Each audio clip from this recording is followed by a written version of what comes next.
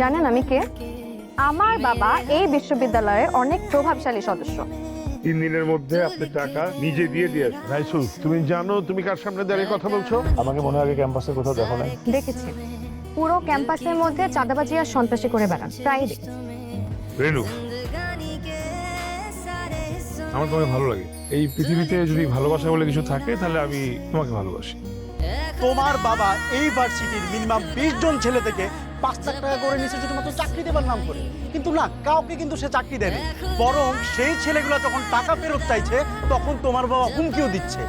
আমার বাবা শিক্ষা মন্ত্রণালয়ের একজন 3য় শ্রেণীর কর্মকর্তা, অথচ দেখো তার বেতন আমার মাসিক খরচের থেকেও কম। স্থলের নল বাঁকা হইতে পারে, রাইসুর নিশানা কোনদিন বাঁকা হয় না।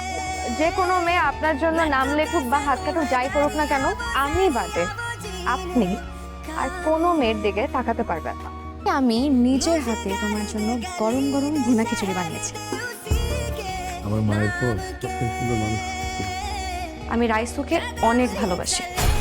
ওই এতিমখানায় বড় হয়েছে ঠিকই, মানুষ কিন্তু হয়েছে। আর আদর্শ আর রেনু কোনো কিছু থেকে পিছ পাচ্ছে। আর আপনার শেষ আমি দেখেছি তোরে খুঁজতেছে, আর মানানোর পাপন তোর পিছনে পোলাপান লাগাই দিছে। যে কোনো সময় বিপদ হইতে পারে, তুই চল আমার সাথে। পিস্তল দিয়ে প্রথমে ওই ছেলেটাকে মারবো, তারপর এই পিস্তলের একই গুলিতে তোর বাবা আর আমি আত্মহত্যা করে মরবো। কেমনে বলুন ম্যাডাম, তো পরশু দিনই দুবাই চলে গেছে।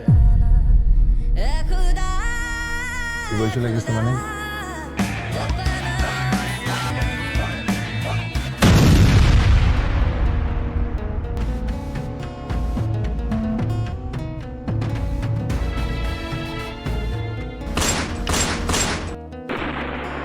কুখ্যাত সন্ত্রাসী রাইফেল এনকাউন্টারে মৃত্যু। গতকাল সন্ধ্যায় পুলিশের স্পেশাল টিমের সাথে দীর্ঘক্ষণ বন্দুকযুদ্ধের পর রাইফেল এবং তার দলের সবাই নিহত হয়।